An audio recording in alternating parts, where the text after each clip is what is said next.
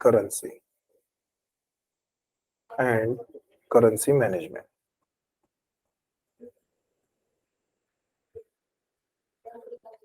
ये आरबीआई का काम होता है। अब यहाँ पे हमने सबसे पहले समझा था कि करेंसी क्या होती है, करेंसी का कॉन्सेप्ट समझा था, करेंसी और मनी दोनों के बीच में डिफरेंस क्या है।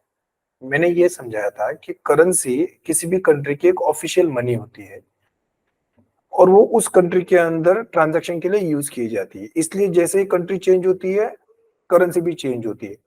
जैसे इंडियन रुपी हम अमेरिका में यूज नहीं कर सकते बिकॉज अमेरिका के अंदर उनकी ऑफिशियल करेंसी डॉलर्स है।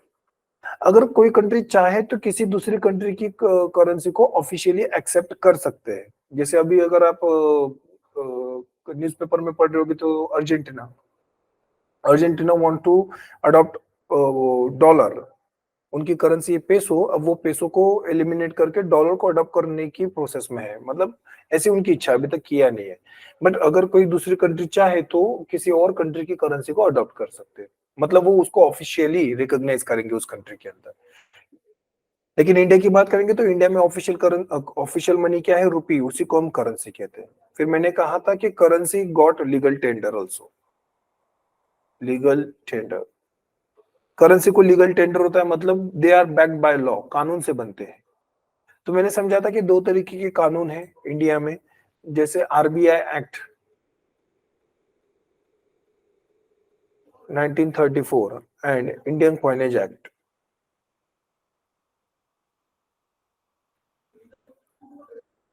2011।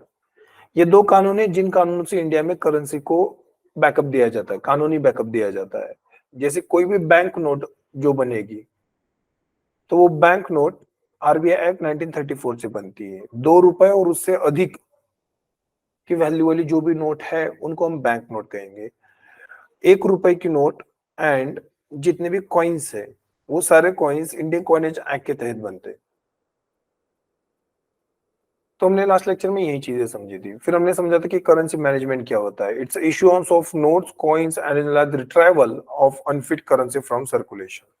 मतलब नए कॉइन्स और नोट्स को मार्केट में इशू करना और मार्केट से पुरानी या फिर खराब हुई हुई करेंसी को रिट्राइव कर लेना, ये बेसिक फंक्शन है करेंसी मैनेजमेंट के अंदर, जो आरबीआई का काम है यहाँ पे। और आरबीआई ये सारा काम अलग, उसके अलग अलग डिपार्टमेंट और ऑफिस से करता है। जैसे दो डिपार्टमेंट इंपॉर्टेंट है, department of currency management and issue department. Issue department के अंदर 18 इशू ऑफिस है जो इस काम में मदद करते हैं। फिर हमने देखा था कि there is a company called as security printing and minting corporation of India limited, SPMCIL। What is this company? तो ये कंपनी मिनिस्ट्री ऑफ फाइनेंस के अंदर आती है। मिनिस्ट्री ऑफ फाइनेंस इसकी पेरेंट कंपनी है। अब इस कंपनी का काम क्या है? इंडिया के अंदर note, 1 rupees note, only 1 rupees note and coins को बनाना, 1 रुपए की नोट को प्रिंट करना और जितने भी कॉइन्स है उन सबको मिंट करना, ये काम करता है SPMCIL। नोट्स प्रिंट करने के लिए इस कंपनी के पास दो प्रिंटिंग प्रेसेस है। एक हमने देखी थी देवास में, देवास आता है आपका मध्य प्रदेश में, और दूसरी थी नासिक,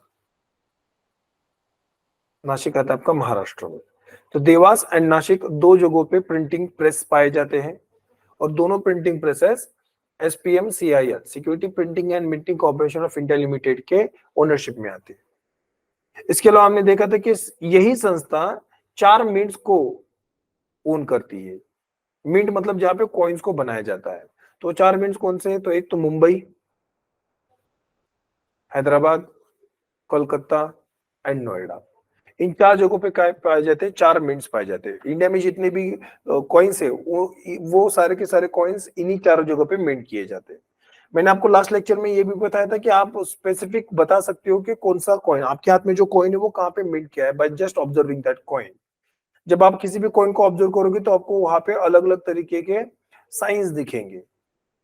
जैसे मुंबई की अगर मैं बात करूंगा तो मुंबई के अंदर आपको एक ऐसा डायमंड शेप दिखेगा कॉइन के ऊपर, तब आप पहचानोगे कि वो मुंबई के अंदर बना हुआ कॉइन है। हैदराबाद की बात करेंगे तो हैदराबाद के कॉइन के ऊपर इस तरीके से स्टार बना होगा।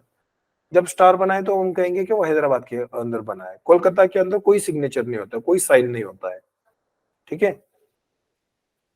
सो नो साइन। और नोएडा के अंदर जो भी कॉइन बनता है उसके ऊपर ऐसे डॉट बनाया जाता है।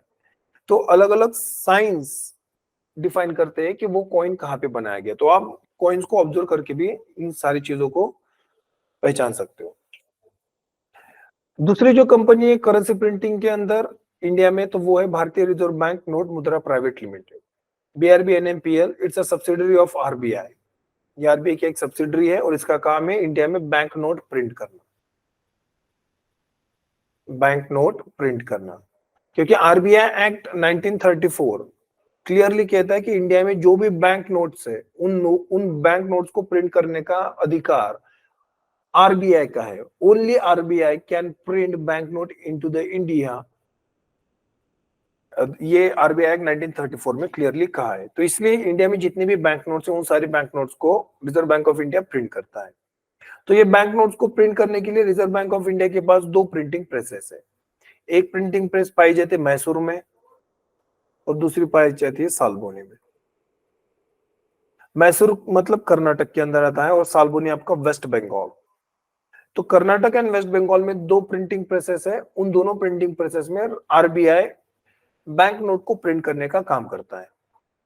So this is how India में दो संस्था है, एक मिनिस्ट्री ऑफ फाइनेंस और दूसरा आरबीआई। ये दोनों मिलके क्या करते, करेंसी प्रिंट करते हैं और मिंट करते हैं। करेंसी कोई भी तैयार करे, लेकिन करेंसी को डिस्ट्रीब्यूट करने का, सर्कुलेट करने का काम कौन करेगा, ओनली आरबीआई। मतलब मिनिस्ट्री ऑफ फाइनेंस द्वारा जो भी कॉइन्स बनाए जाएंगे, जो 1 रुपए की नोट बनेगी वो आएगी आरबीआई के पास। देन आरबीआई बैंकों के थ्रू पब्लिक में उन करेंसीज को डिस्ट्रीब्यूट करेगा। अब हम करेंसी प्रिंटिंग मिंटिंग के अंदर सबसे इंपॉर्टेंट रोल आरबीआई का मानते हैं, क्योंकि आरबीआई जो बैंक नोट बनाता है they constitute 99% of the total currency circulation in market. अगर मार्केट के अंदर 100 रुपए की करेंसी सर्कुलेटेड है तो 99% उनमें से क्या है, बैंक नोट्स है। इसीलिए हम करेंसी मैनेजमेंट के अंदर आरबीआई का रोल काफी इंपॉर्टेंट और प्राइम मानते हैं। ये दो जगहों पे क्या की जाती है, करेंसी को प्रिंट किया जाता है। इसके अलावा मैंने आपको समझा था कि करेंसी प्रिंट करने का एक प्रोसेस है। जो भी बैंक नोट्स आरबीआई द्वारा प्रिंट की जाती है उसकी एक डिटेल प्रोसेस है, उसको फॉलो करना पड़ता है, एक प्रोसीजर है। जिस सिस्टम से करेंसी प्रिंट की जाती है उस सिस्टम को कहते हैं minimum reserve system. Minimum reserve system क्या होता है कि whenever RBI want to print currency, RBI will ask for reserve from government of India. ये रिजर्व कितना होगा, ये मिनिमम 200 करोड़ रुपीस का होगा। अब ये 200 करोड़ रुपए जो मिनिमम रिजर्व के नाम पे रखे जाएंगे वो दो फॉर्म में बांटे जाएंगे, पहला गोल्ड, फिर गवर्नमेंट या फिर सॉरी फॉरेन करेंसीज। गोल्ड जो होगा वो 115 करोड़ का होगा, फॉरेन करेंसी होगी वो 85 करोड़ की होगी। ऐसे मिक्स करके 200 करोड़ में रिजर्व बनाए जाएंगे आरबीआई में, तब आरबीआई करेंसी को प्रिंट करेगी। अब 200 करोड़ रुपए आरबीआई में रिजर्व बनाने के बाद आरबीआई कितनी करेंसी प्रिंट कर सकती है, तो unlimited. RBI can print unlimited amount of currency by maintaining 200 crore rupees reserve with themselves। अब इंटरेस्टिंग बात है ना कि आरबीआई को करेंसी प्रिंट करने के लिए मिनिमम रिजर्व क्यों बनाना है, क्योंकि आरबीआई जो भी बैंक नोट यानी जो भी करेंसी प्रिंट करती है वो सारी करेंसीज आरबीआई के लिए लायबिलिटी है। Every currency printed by RBI is a liability for RBI. Why? Because वो प्रॉमिस किया जाता है करेंसी के ऊपर कि वो जो धारक है, मतलब जो भी होल्डर है उस करेंसी का, उसको उतनी वैल्यू पे करेंगे आरबीआई। तो आरबीआई जब पे करने की बात करता है तब वो जो करेंसी आरबीआई के लिए लायबिलिटी बन गई है। लेकिन सेम करेंसी भारत सरकार के लिए एसेट का काम करती है। मैंने लास्ट लेक्चर में समझाया था कि कैसे करेंसी भारत सरकार के लिए एसेट का काम करती है, क्योंकि करेंसी प्रिंट करने के ऊपर भारत सरकार को इनकम जनरेट होती है। That's why currency for government of India is a asset, क्योंकि वहां से इनकम जनरेट हो रही है।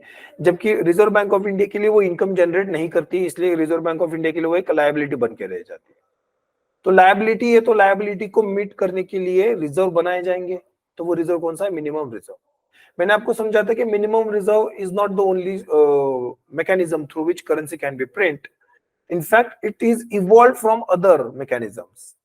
जैसे शुरुआती समय में गोल्ड स्टैंडर्ड यूज होता था, जब ब्रिटिश थे इंडिया में तब गोल्ड स्टैंडर्ड से करेंसी को बनाया जाता था। अब ये गोल्ड स्टैंडर्ड मतलब क्या है कि यहाँ पे अगर 100 रुपए की करेंसी प्रिंट करनी है तो 100 रुपए का सोना इक्वल एंड मैचिंग वैल्यू का गोल्ड आरबीआई में रिजर्व के नाम पे रखा जाएगा, तभी उतनी करेंसी प्रिंट की जाएगी। लेकिन गोल्ड के रिजर्व्स तो कम है, गोल्ड की मात्रा कम है, करेंसी की डिमांड ज्यादा है, इसलिए इस सिस्टम को बदला के प्रोपोर्शनल रिजर्व सिस्टम को लाया गया।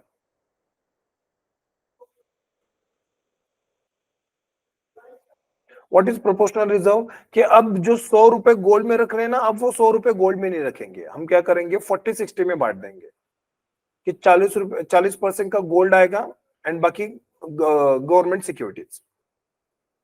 इस तरीके से ये 40-60 के फॉर्म में, मतलब प्रोपोर्शन के फॉर्म में रखा जाएगा। लेकिन ये 40% जो गोल्ड है वो भी काफी ज्यादा एक्सपेंसिव है, क्योंकि गोल्ड रिजर्व्स काफी लिमिटेड है।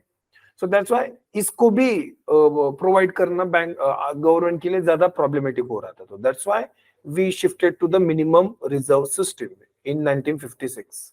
1957 से लागू हो गया है, लेकिन 1956 में ही हम मिनिमम रिजर्व सिस्टम को अडॉप्ट कर लिए, जहाँ पे 200 करोड़ रुपए के हम रिजर्व बनाते हैं। तो ये हमने लास्ट लेक्चर में पढ़ा था यहाँ पे। So department of currency management, it is very important department into the RBI. इसका काम है करेंसी मैनेज करना। The department of currency management has the responsibility of administering the functions of currency management, a core function of the Reserve Bank of India in terms of RBI act 1934। अभी थोड़ी देर पहले मैंने कहा था कि RBI act के तहत currency management is a very crucial function, और वो आरबीआई का काम है। Currency management essentially related to the issue of notes and coins and retrieval of unfit notes from circulation. ये उसका important meaning है। This work is performed through issue offices, currency chest, coin depots, and etc. Now, Department of Currency Management is headed by Chief General Manager. ये Chief General Manager एक officer है। इस rank का officer he department of currency management को head कर सकता है। The department receives note from 4 currency note printing presses. मैंने जो नाम बताए थे ना आपको, एक नासिक, देवास, मैसूर, सालबोनी, इन चारों जगह से ये डिपार्टमेंट क्या करता है, जो नोट प्रिंटेड है वो रिसीव करेगा। Two of the currency note printing presses are owned by the government of India, Ministry of Finance, जिसका नाम बताया था मैंने आपको, ये security printing and minting corporation of India, and 2 are owned by Reserve Bank of India through BRB and NML. The government owned printing presses are Nasik, मतलब महाराष्ट्र में, and Devas in central India. Other 2 printing presses at Mysore and Salboni, जो कि RBI के control में है। Coins are minted in 4 mints owned by the government of India. वही हमारी company Security Printing and Minting Corporation of India Limited. The mints are located at Mumbai, Hyderabad, Kolkata, and Noida. Functions. Now we will look into the different functions of currency management. ये सारे function काफी important है। जैसे सबसे पहला function है bank note design and quality assurance. Designing की बात कर रहे हैं आप। रिसेंटली एक आप लोग अगर थोड़ा बहुत एंटरटेनमेंट देखते हो तो एक वेब सीरीज आई थी जिसका नाम है आई थिंक फर्जी।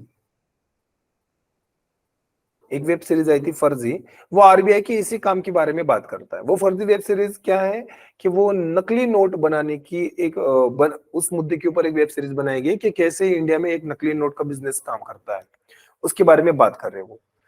तो नकली नोट के बिजनेस के अंदर नकली नोट को बनाया जाता है वहां पे, करेक्ट, और उस रैकेट को ब्रेक करने के लिए आरबीआई और पुलिस मिलकर काम करती है वहां।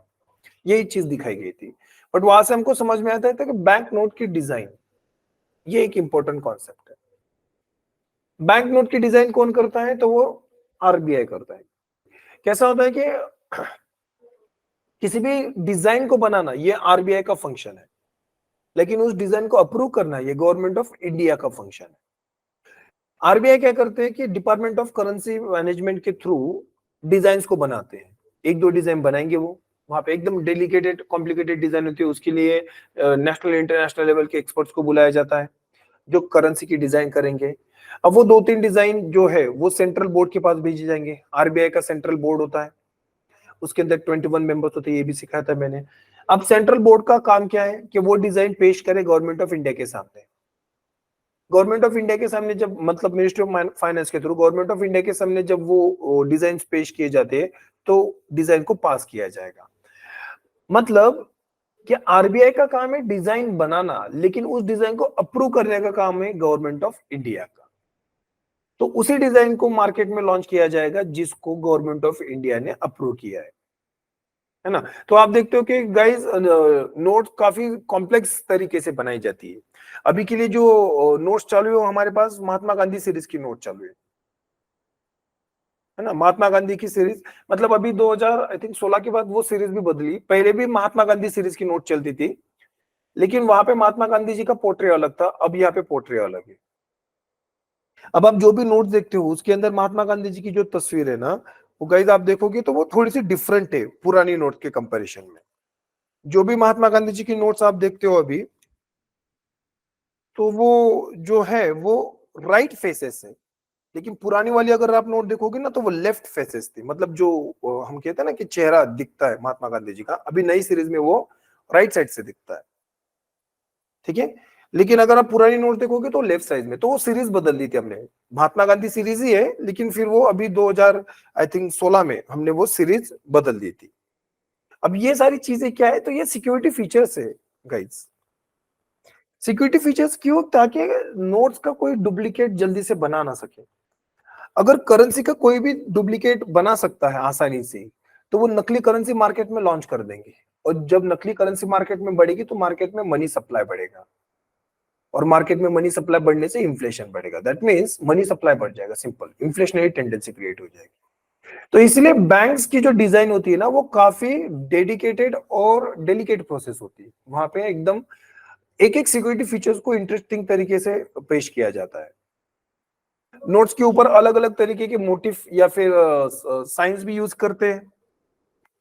अभी तो चलो 2016 के बाद नए डिजाइन की नोट्स आना शुरू हो गए हैं, नए नए कलर में नए नए डिजाइन में नोट आना शुरू हो गए। तो उस समय में जब ये 2016 के बाद ये नई नोट्स थी, तो वो बैंक एग्जाम के अंदर या फिर किसी भी कम्पिटिटिव एग्जामिनेशन में एक सवाल बनता था कम्पिटिटिव एग्जामिनेशन में, कि बताओ कि भाई अभी रिसेंटली 2000 रुपए की नोट पेश की गई है, उसके ऊपर जो बैक साइड में इमेज है वो कौन सी इमेज है।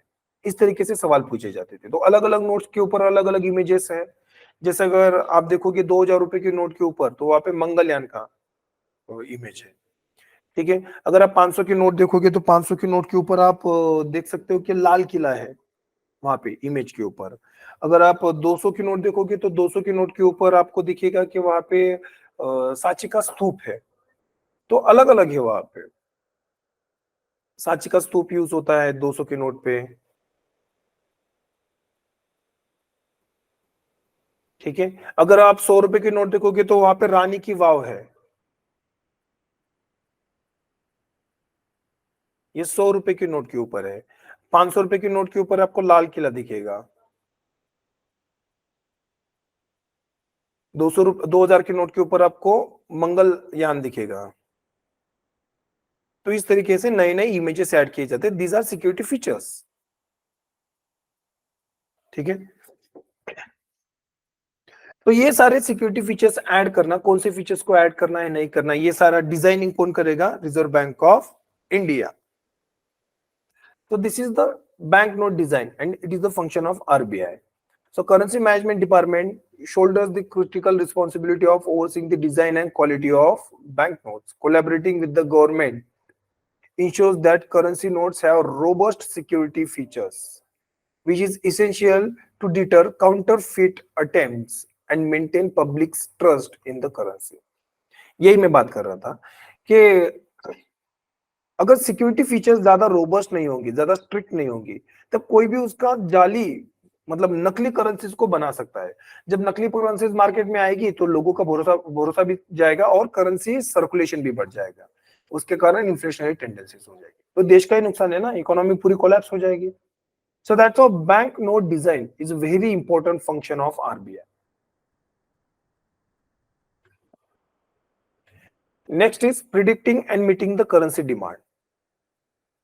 अब हमने ये देखा था कि आरबीआई मिनिमम रिजर्व रखते हैं।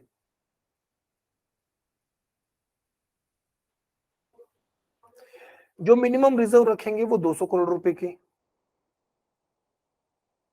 अब 200 करोड़ रुपए रखने के बाद अनलिमिटेड अमाउंट ऑफ करेंसी को प्रिंट किया जा सकता है ना, अनलिमिटेड प्रिंटिंग हो सकती है। लेकिन अगर अनलिमिटेड प्रिंटिंग करेंगे तो क्या हो जाएगा, अनलिमिटेड मनी सप्लाई हो जाएगा। अनलिमिटेड मनी सप्लाई होने से क्या होगा, अनलिमिटेड इन्फ्लेशन हो जाएगा, फिर से इकोनॉमी प्रॉब्लम में आ जाएगी। इसीलिए यह अनलिमिटेड नहीं होना चाहिए, जो प्रिंटिंग है ना वो अनलिमिटेड नहीं होगी, वो कैसी होगी, लिमिटेड।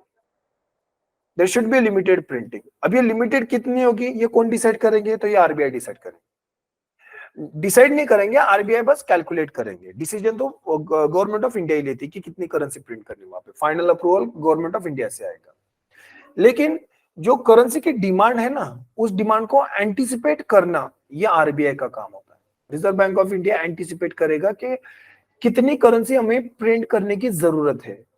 फिर वो चीज वो जो नंबर है, मान लेते हैं कि आरबीआई डिसाइड करेगा कि we want 100 crore rupees currency, तो ये चीज गवर्नमेंट ऑफ इंडिया को कम्युनिकेट की जाएगी। फिर गवर्नमेंट ऑफ इंडिया इस 100 करोड़ की करेंसी को अप्रूवल देंगे, तब आरबीआई उतनी करेंसी प्रिंट करेंगे। सो दैट्स हाउ हम देख रहे हैं कि करेंसी कितनी प्रिंट करनी चाहिए, इसका एंटिसिपेशन आरबीआई कर रहा है, final approval government of India दे रहा है। अब ये होगा कैसे एंटिसिपेशन, तो इसके लिए आरबीआई अलग अलग चीजों को कंसीडर करते हैं कि आरबीआई को कैसे पता चलेगा कितनी करेंसी की डिमांड है। तो अलग अलग पैरामीटर्स आरबीआई चेक करती है, उन पैरामीटर्स के आधार पे एंटिसिपेशन होता है। अगेन ये जो एंटिसिपेशन है गड़बड़ भी हो सकता है, अनुमान लगा रहा है, तो अनुमान कभी गलत भी हो सकता है। तो अनुमान लगाने के लिए कुछ ना कुछ कैरेक्टरिस्टिक्स को देखा जाएगा, जैसे कि ग्रोथ देखी जाती है किसी भी देश के अंदर, ग्रोथ। अब मान लेते हैं इंडिया 10% से ग्रो हो रहा है, मतलब Indian economy is growing by 10%, तो आरबीआई 20% इंक्रीज करेंसी की डिमांड, आरबीआई सॉरी 20% ग्रोथ के साथ इंक्रीज करेंसी तो नहीं प्रिंट करेंगे ना, क्योंकि मान लो कल अगर हमारी करेंसी जीडीपी 100 रुपए थी, आज हमारी जीडीपी 110 रुपए हो गई है, तो 10 रुपए से जीडीपी बढ़ गई है, तो मैक्सिमम सरकार आरबीआई को 10 रुपए एक्स्ट्रा प्रिंट करने चाहिए ना।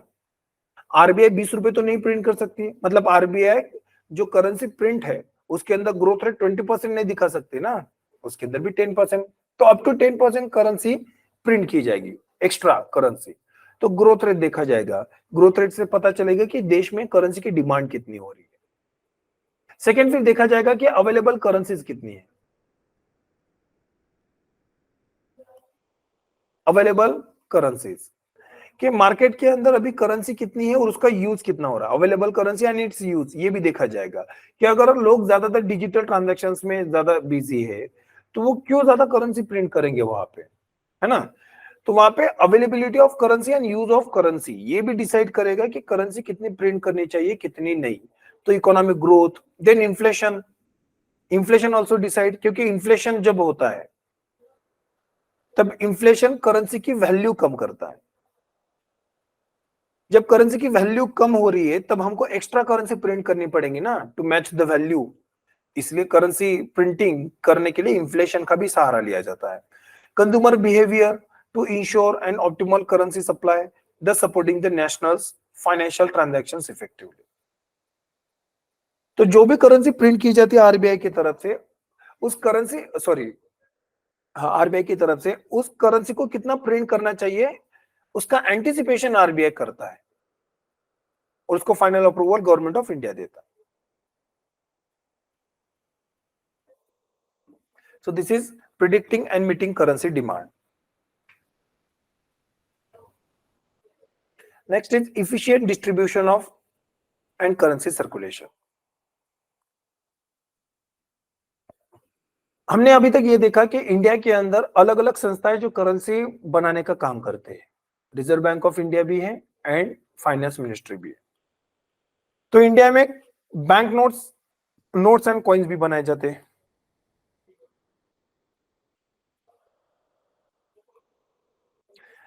अब इंडिया में दो अलग अलग संस्थाएं करेंसी प्रिंट कर रहे हैं, लेकिन करेंसी डिस्ट्रीब्यूशन करने का अधिकार बस आरबीआई का है। आरबीआई एक्ट 1934 क्लियरली कहता है कि distribution of currency is the sole function of RBI. मतलब ये जो नोट, 1 रुपए की नोट है और कॉइन से ये मिनिस्टर ऑफ फाइनेंस बना रहे, तो वो नहीं डिस्ट्रीब्यूट करेंगे, तो वो नोट और कॉइन जाएंगे आरबीआई के पास। देन आरबीआई अपने मैकेनिज्म के थ्रू उन सारी करेंसी को, मतलब आरबीआई के द्वारा जो बैंक नोट बनी है वो भी, और जो भी नोट 1 रुपए की नोट और जो भी कॉइन मिनिस्टर ऑफ फाइनेंस द्वारा बनाए गए वो, ये सारी करेंसीज को सर्कुलेट और डिस्ट्रीब्यूट करने का काम कौन करेगा? आरबीआई। अब ये काफी क्रिटिकल और इंपॉर्टेंट फंक्शन है, क्योंकि जैसे हमको पता है कि आरबीआई का हेडक्वार्टर मुंबई में है। अब आरबीआई का काम है डिस्ट्रीब्यूशन करना, तो सारा पैसा मुंबई में जब जमा होगा, अगर मान लेते कि सारा पैसा मुंबई में जमा हो रहा है और करेंसी की डिमांड आपकी जम्मू कश्मीर में है, तो मुंबई से जम्मू कश्मीर तक करेंसी की डिमांड, करेंसी का सप्लाई करने में समय लगेगा ना। और हम सबको पता है कि जब करेंसी नहीं होगी ना लोगों के हाथ में, तो एक कैओस क्रिएट होता है। 2016 में जब डिमोनेटाइजेशन हुआ था, तब लोगों के हाथ में कैश नहीं थी, there is a cash crunch. Cash crunch के चलते हुए हमने देखा कि बहुत सारे बिजनेसेस नेगेटिवली इंपैक्ट हो गए, particularly agriculture and allied activities. तो वहां पे नेगेटिव इंपैक्ट देखा गया, कंस्ट्रक्शन सेक्टर, वहां पे नेगेटिव इंपैक्ट दिखाई दिया गया। तब जब कैश क्रंच क्रिएट हो जाएगी ना, तो लोग पैनिक हो जाते हैं, लोगों को डर लगता है, उनके ट्रांजैक्शंस नहीं होते, उससे इकोनॉमी निगेटिवली इंपैक्ट होती है। तो ये आरबीआई का काम है। आरबीआई का काम क्या है? Distribution and circulation of the currency. तो ये काम कैसे होना चाहिए? एकदम स्मूथ तरीके से होना चाहिए, स्मूथ डिस्ट्रीब्यूशन होना चाहिए। अब ये स्मूथ डिस्ट्रीब्यूशन तभी होगा ना जब समय पे पैसा पहुंचेगा जब अलग अलग जगहों पे। इंडिया काफी वास्ट है, बहुत वास्ट है, जम्मू कश्मीर से लेके नीचे कन्याकुमारी तक, गुजरात से लेके अरुणाचल प्रदेश तक, इतने बड़ी इंडिया में समय पे सारी करेंसी को सर्कुलेट करना, it's not a easy job. तो इस काम को करने के लिए आरबीआई के पास एक मैकेनिज्म है, जैसे कि करेंसी चेस्ट होती है, पॉइंट डिपोट्स होते हैं। अब आरबीआई ने क्या किया है, अलग अलग जगह पे करेंसी चेस्ट एंड कॉइन डिपोट्स को बनाया है। बैंकों के अंदर बनाए जाते हैं करेंसी चेस्ट एंड कॉइन डिपोट्स। अब ये currency chest and coin depot क्या है कि जो भी नई करेंसी प्रिंट की जाती है ना, वो सीधे आरबीआई की मुंबई हेडक्वार्टर नहीं जाती है, वो इन करेंसी चेस्ट और कॉइन डिपो में स्टोर की जाती है, न्यू करेंसीज। जब भी नई करेंसी की डिमांड होती है मार्केट के अंदर, तब इन करेंसी चेस्ट और कॉइन डिपो से करेंसी को निकाला जाता है और मार्केट में सर्कुलेट किया जाता है। इस तरीके से करेंसी चेस्ट और coin depot help RBI for the distribution and circulation of currency. मैंने आपको थोड़ी देर पहले नंबर बताया था कि इंडिया में अराउंड 4195 आपके पास करेंसी चेस्ट है और कुछ तो भी 3562 कॉइन डिपोज है अराउंड, ठीक है। तो इतने करेंसी चेस्ट और कॉइन डिपोज है, उनके मदद से ही ये सारा डिस्ट्रीब्यूशन और सर्कुलेशन का काम होता है। अब ये जो करेंसी चेस्ट और कॉइन डिपो है ना, ये बैंक्स के अंदर मेंटेन किए जाते हैं, बैंक्स। अब बैंक और गवर्नमेंट ऑफ इंडिया दोनों मिलकर इनका मैनेजमेंट करते हैं। अब कौन सी बैंक होती है जिसके अंदर ये करेंसी चेस्ट और कॉइन डिपो रखे जाएंगे? तो कोई भी schedule commercial bank, any schedule commercial bank can hold this currency chest और कॉइन डिपो। तो वो उनके पास ये रखा जाता है, भले ही वो कोऑपरेटिव बैंक क्यों ना हो। अगर एक कोऑपरेटिव बैंक ढंग की, एक मतलब सफिशिएंट क्वालिटी की और क्वांटिटी की बैंक है, वहां पे सिक्योरिटी फीचर्स वगैरह है, वहां पे करेंसी की डिमांड वो सप्लाई करने की उसमें क्षमता है, मतलब मार्केट में डिस्ट्रीब्यूट करने की क्षमता है, तो उस कोऑपरेटिव बैंक में भी आप देखोगे कि करेंसी चेस्ट और कॉइन डिपो को बनाया जाता है। तो ये जो करेंसी चेस्ट और कॉइन डिपो है, यहाँ पे जितनी भी नई करेंसी उनको स्टोर किया जाता है, और जब भी मार्केट में करेंसी का सप्लाई जरूरी होता है, तब इन करेंसी चेस्ट और कॉइन डिपो से वो सप्लाई इंश्योर किया जाता है। तो जब ऐसा किया जाएगा ना, तब स्मूथ डिस्ट्रीब्यूशन ऑफ करेंसी किया जाएगा, स्मूथ सर्कुलेशन ऑफ करेंसी किया जाएगा वहां से। अब ये जो करेंसी चेस्ट और कॉइन डिपो ये पूरी इंडिया में डिस्ट्रीब्यूटेड है, अलग अलग बैंकों के अंदर अलग अलग जगहों पे बनाए गए। अब उससे क्या होता है कि करेंसी का जो सप्लाई है वो शॉर्ट पीरियड में हो जाता है, इसलिए लोग पैनिक नहीं होते कि उनके हाथ में कैश खत्म हो गया, जल्दी कैश आ जाती है। So this is efficient distribution and currency circulation. Ensuring the smooth distribution of banknote and coin across the country is another crucial function.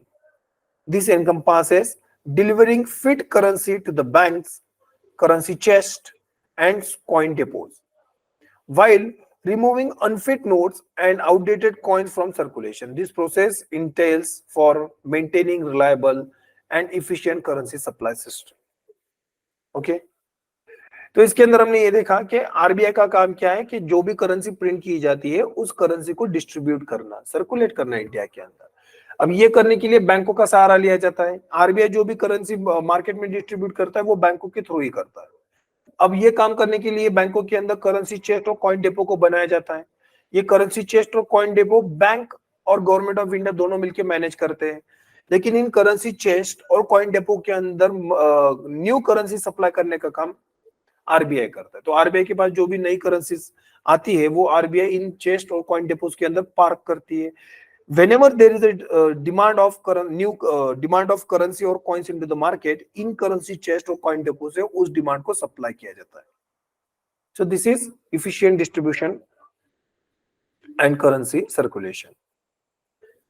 इसके अलावा ensuring currency integrity, department prioritize preserving currency integrity, ensuring that every banknote in circulation meets the required standard.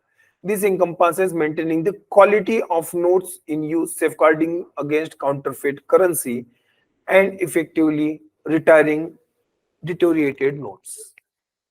अब ये थोड़ा technical लिखा है, इसका simple meaning में आपको बोलता हूँ कि आप लोगों ने कभी ना कभी एक्सपीरियंस किया होगा कि आप किसी दुकान के अंदर जाते हैं तब आप एक नोट देते हैं दुकानदार को। अब वो नोट थोड़ी सी कटी फटी होती है, एकदम खराब हो जाती है, जर्जर हो जाती है। अब वो दुकानदार उस नोट को एक्सेप्ट करने से मना कर देता है। वैसे देखा जाए तो note is a negotiable instrument, उसको एक्सेप्ट करना ही पड़ेगा आपको। और वो करेंसी इंडिया की है, अगर आप नहीं करते हो उस करेंसी को एक्सेप्ट तो आपके खिलाफ एफआईआर तक हो सकती है। लेकिन वो नोट टूटी फूटी है ना, तो जो रिसीवर है उसके पास एक वैलिड रीजन है कि वो जो नोट रिसीव कर रहा है वो खराब है। अब वो खराब होने के कारण सर्कुलेशन में नहीं काम में आ रही है ना, तो उतनी वैल्यू तो निकल गई मार्केट से। मान लेते 100 रुपए की नोट है, तो 100 रुपए की टूटी फूटी नोट कोई अगर एक्सेप्ट नहीं करेगा, दैट मीन्स मार्केट से 100 रुपए की करेंसी रिमूव होगी ना, उसको कोई यूज ही नहीं कर रहा है। तो यूज नहीं कर रहा है तो उसका होना नहीं होना एक जैसी बात है। तो मतलब ये अनफिट नोट है। ये नोट कैसी है? अनफिट नोट है। तब कोई आरबीआई ने जो करेंसी बनाई उसको ज्यादा यूज कर लिया तो वो अनफिट भी हो सकती है। उसके अलावा कोई नकली करेंसी है तो नकली करेंसी को कोई एक्सेप्ट नहीं करेगा, अगर वो पता है तो नकली करेंसी तो ये भी अनफिट नोट है। तो इस तरीके से अनफिट नोट्स क्या करते हैं, लोगों का करेंसी के ऊपर भरोसा कम कर देते हैं। ट्रस्ट, जो लोगों का भरोसा है ना करेंसी के ऊपर, वो कम हो जाता है। अब करेंसी के ऊपर भरोसा कम हो गया मतलब उसका सर्कुलेशन कम हो जाएगा, फिर से इकोनॉमी के ऊपर निगेटिव इंपैक्ट है। तो ये आरबीआई की जिम्मेदारी है कि मार्केट के अंदर जो भी अनफिट नोट्स है उनको वापस मांगे, रिटायरिंग उनको वापस मांगे और उनकी जगह पे फ्रेश न्यू करेंसीज को इन्फ्यूज करें।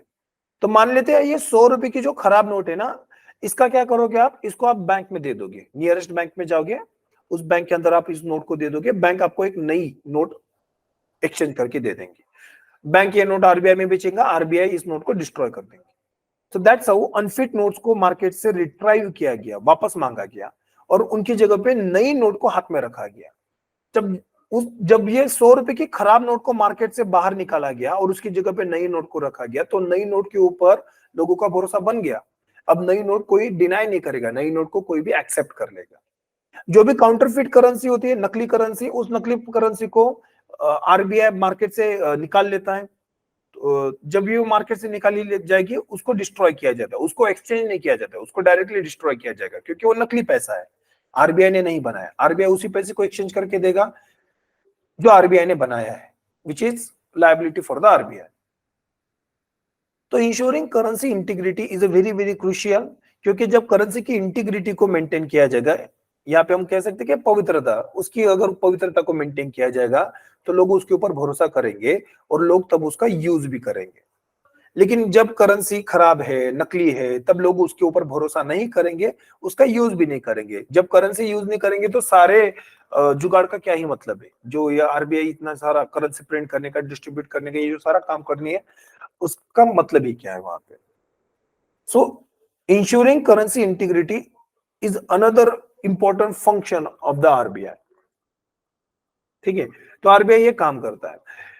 तो गाइस रिसेंटली आप लोगों ने सुना होगा कि भारत सरकार ने 2000 रुपए की नोट को वापस मांग लिया है, 2000 रुपीज नोट को विड्रॉ कर लिया है। अब ये 2000 की नोट वापस मांगना मतलब डिमोनेटाइजेशन नहीं है।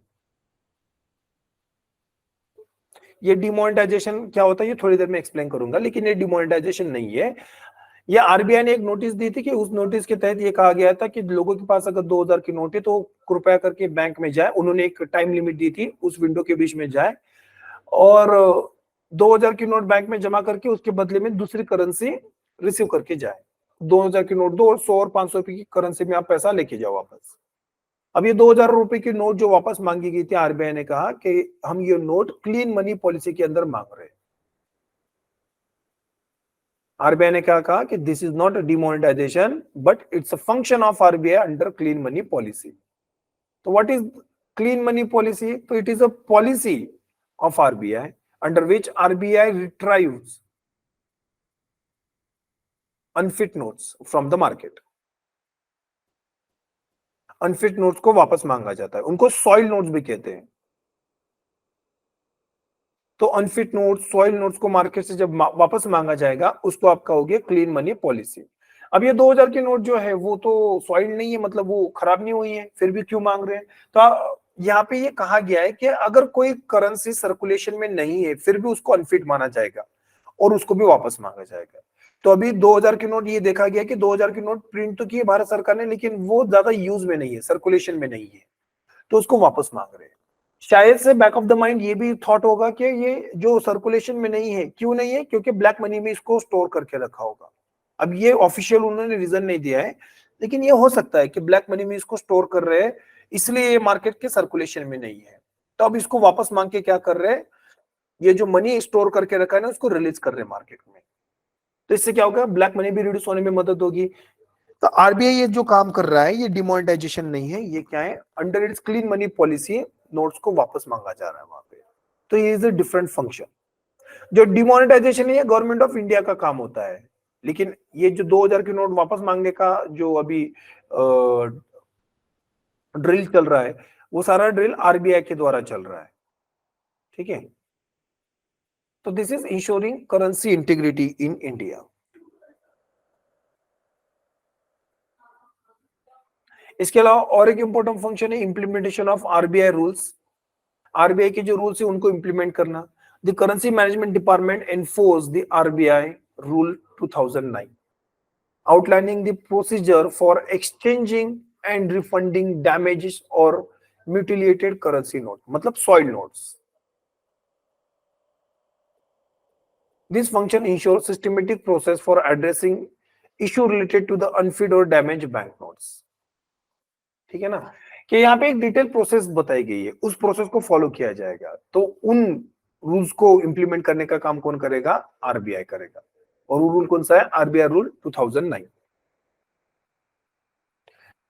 उसके अलावा अनदर इंपॉर्टेंट फंक्शन जो है वो dissemination of currency related information. ये इंपॉर्टेंट चीज है। अभी हुआ ये था कि कुछ सालों पहले 10 रुपए का नया कॉइन आया था। तो ये जो 10 रुपए का कॉइन था ना वो पब्लिक एक्सेप्ट नहीं कर रही थी। ज्यादातर रूरल इंडिया में अफवाह ये थी, आज भी है, मैं पुरानी नहीं, मैं आज की भी बात कर रहा हूँ, कि ग्रामीण इंडिया के अंदर 10 रुपए का कॉइन कोई रिसीव नहीं करता है। नहीं, वो बोलते कि ये नकली पैसा है, हम इसको नहीं यूज करेंगे। ठीक है, तो उनको भरोसा नहीं है इस करेंसी के ऊपर। तो भरोसा क्यों नहीं? क्योंकि लोगों को लगता है कि नकली पैसा है। अब ये लोगों को सही इंफॉर्मेशन देने का काम आरबीआई करेगा, कि आरबीआई जो करेंसी अभी इंप्लीमेंट की गई, जो भी मार्केट में सर्कुलेशन में लाई गई है, उस सारी करेंसीज के बारे में इंफॉर्मेशन देने का काम आरबीआई करेगा। तो आरबीआई का काम है कि लोगों को बताना थ्रू नोटिफिकेशंस कि अभी मार्केट में 10 रुपए का नया कॉइन आया है, उसके ये फीचर्स है, ये आरबीआई ने ही बनाया है। अभी मार्केट के अंदर 2000 रुपए की नई नोट आई है, उसके ऊपर ये फीचर्स है, ये आरबीआई ने ही बनाया है। तो जब आरबीआई इस तरीके की इंफॉर्मेशन पब्लिक करेगा, तब लोग उस करेंसी के ऊपर भरोसा करना शुरू करेंगे ना। इसलिए जब भी नई करेंसी आती है तो उस करेंसी के बारे में सारी इंफॉर्मेशन आरबीआई देता है। अब जैसे जब 2000 की नई नोट आई थी तो न्यूज के अंदर न्यूज कैसे चल रही थी? तो अजीब सी न्यूज चल रही थी वहां पे कि 2000 की नोट के अंदर एक इलेक्ट्रॉनिक चिप रखा है।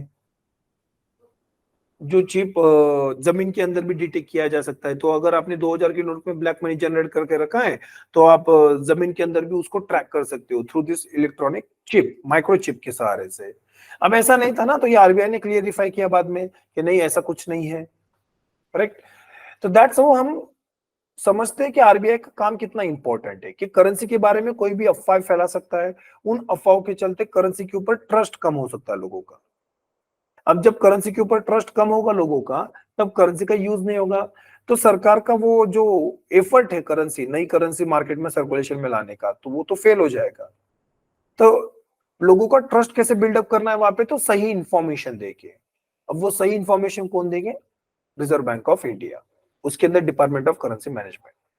तो department plays important role in disseminating essential information to the general public regarding currency related matters, including security features, counterfeit detections, and guidelines for exchanging damaged and mutilated notes. This helps enhance public awareness and trust in the currency. है ना? तो ये सारी चीजें कि security features क्या क्या लगाई गई है, काउंटरफिट करेंसी को कैसे डिटेक्ट किया जाए वहां पे, गाइडलाइंस क्या है एक्सचेंज करने की, ये सारी इंफॉर्मेशन कौन पब्लिश करेगा वहां पे? Reserve Bank of India.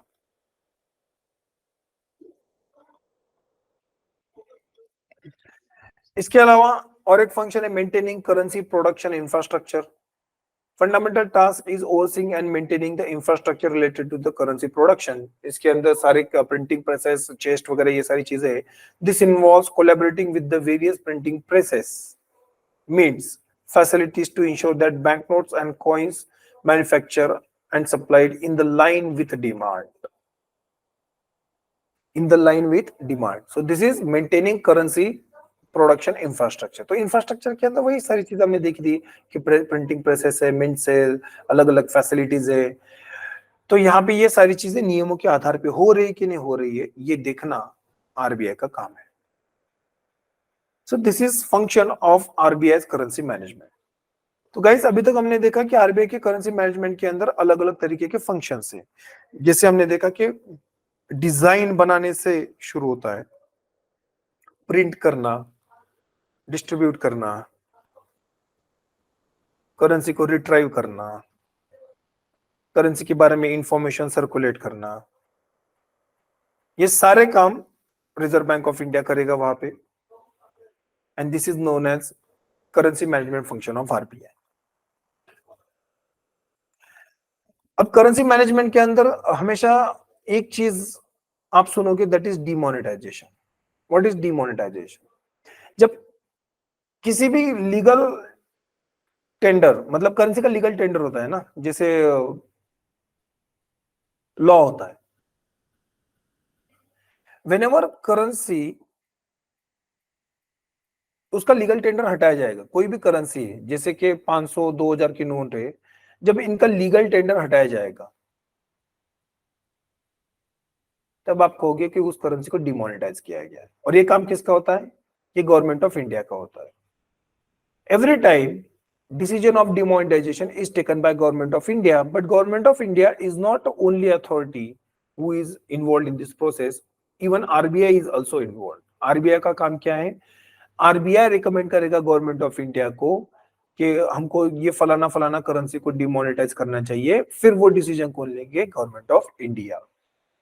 तो ये डिमोनेटाइजेशन प्रोसेस होता है। तो सिंपल सेंस में आप कह सकते हैं कि डिमोनेटाइजेशन क्या है? जब भी किसी करेंसी का लीगल टेंडर हटाया जाएगा तब हम कहेंगे कि उस करेंसी को डिमोनेटाइज किया गया है। जो रिसेंट डिमोनेटाइजेशन हुआ था 2016 में होता, लेकिन उसके पहले भी हुआ था, 1978 में डिमोनेटाइजेशन हुआ था इंडिपेंडेंस के बाद। तो उस समय में high denomination notes demonetised by then prime minister Morarji Desai. उसके अलावा 2016 में हुआ था जब 500 और 1000 रुपए की नोट को डिमोनेटाइज किया गया था प्राइम मिनिस्टर नरेंद्र मोदी जी द्वारा। फिर उसके बाद हमने 2022 में देखा कि विड्रॉवल किया गया था 2000 रुपए की नोट्स का, लेकिन it is not a demonetisation yet. अभी तक ये डिमोनेटाइजेशन नहीं है। जब 2000 रुपए की नोट का लीगल टेंडर हटाया जाएगा तब हम उसको कहेंगे डिमोनेटाइजेशन है।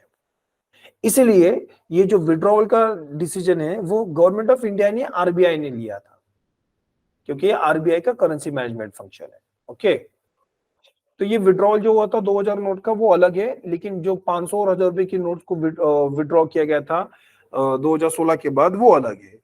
तो 500 और 1000 रुपए की नोट जो विड्रॉ की गई थी आप उसको कह सकते हो डिमोनेटाइजेशन। फिर 2017 में नई करेंसीज को इंट्रोड्यूस किया गया था 500 और 2000 की, क्योंकि जब 500 और 1000 की नोट एलिमिनेट विड्रॉ की गई थी, they constitute around 85% of the total currency circulation. उतनी वैल्यू थी, मतलब उतनी कैश मार्केट से निकल गई। अब लोग परेशान हो रहे थे, कैश नहीं थी उनके हाथ में, तो इमीडिएटली हायर डिनोमिनेशन के नोट्स को इंट्रोड्यूस किया गया सो दैट लोगों के हाथ में कैश जल्दी से जल्दी ट्रांसफर की जाए। इसलिए ये हाई डिनोमिनेशन के नोट्स को लाया गया था। अब इनका पर्पस खत्म हो गया तो इसलिए इनको विड्रॉ कर रहे हैं। एक तो ये सर्कुलेशन में भी नहीं है और इनका पर्पस भी खत्म हो गया 2000 के नोट का। अब 2000 के नोट को विड्रॉ कर रहे हैं। There is most likely chances that it will get demonetise soon और लेटर। इसको अभी या फिर थोड़ी देर बाद क्या कर देंगे, डिमोनेटाइज कर देंगे। तो this is currency manage, this is demonetisation in India.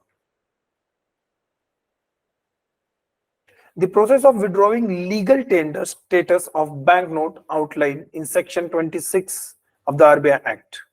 ठीक है, लीगल टेंडर हटाना। As per this section, central government, upon recommendation of the central board of the RBI, can issue notification published in the Gazette of India. जो अभी मैंने थोड़ी देर पहले कहा था वही चीज लिखी है कि आरबीआई का काम है रिकमेंड करना और गवर्नमेंट ऑफ इंडिया का काम है उसके ऊपर डिसीजन लेना। यही चीज है यहाँ पे। अभी रिसेंटली सुप्रीम कोर्ट के अंदर इससे रिलेटेड केस भी चल रही है कि 2016 में reserve Bank of government of India ने जो डिमोनेटाइजेशन किया था, क्या उसमें आरबीआई की सहमति थी? मतलब आरबीआई ने क्या उस तरीके से रिकमेंड किया था और गवर्नमेंट ऑफ इंडिया ने डिसीजन लिया था, कि गंगा उल्टी बही थी कि गवर्नमेंट ऑफ इंडिया ने डिसीजन लिया, बाद में आरबीआई ने उसको एंडोर्स कर दिया। इसी से रिलेटेड अभी वहां पे डिस्कशन हो रही थी। तो reserve Bank of supreme court of India ने कहा कि जो भी डिमोनेटाइजेशन का डिसीजन लिया था 2016 में वो बाय लॉ सही था, कि आरबीआई ने रिकमेंड किया था और उस रिकमेंडेशन के आधार पे गवर्नमेंट ऑफ इंडिया ने डिसीजन लिया था। बस गवर्नमेंट ऑफ इंडिया ने उस डिसीजन को इतना सीक्रेट रखा कि पब्लिकली होने, मतलब उसकी भनक तक नहीं लगने दी, और एक सडनली 2016 में उन्होंने डिमोनेटाइजेशन का डिसीजन ले लिया था। तो टॉप सीक्रेट रखने का कारण था क्योंकि इससे सेट ऑब्जेक्टिव्स नहीं गेन हो सकते थे। तो कोई भी सरकार डिमोनेटाइजेशन क्यों करती है?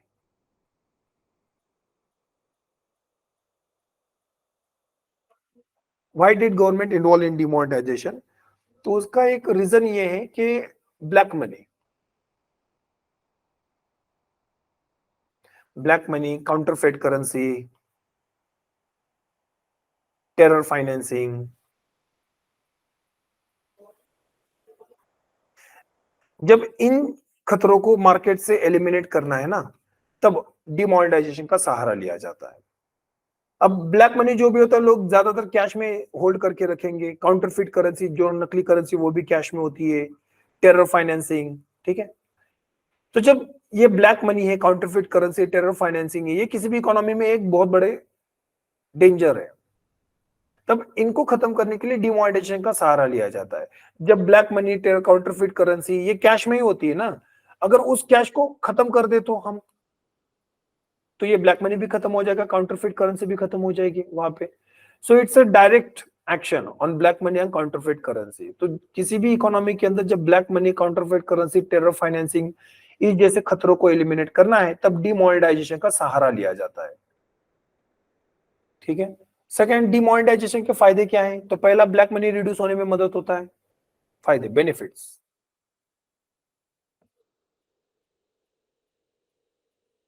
बेनिफिट्स क्या है? तो ब्लैक मनी रिड्यूस होने में फायदा होता है, ठीक है। सेकंड, डिजिटल ट्रांजैक्शंस को प्रमोशन मिलता है।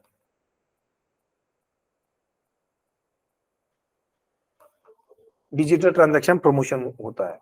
फिर टेरर फाइनेंसिंग भी कम होती है। टेरर फाइनेंसिंग और काउंटरफेट करेंसी के धोखे कम होते हैं।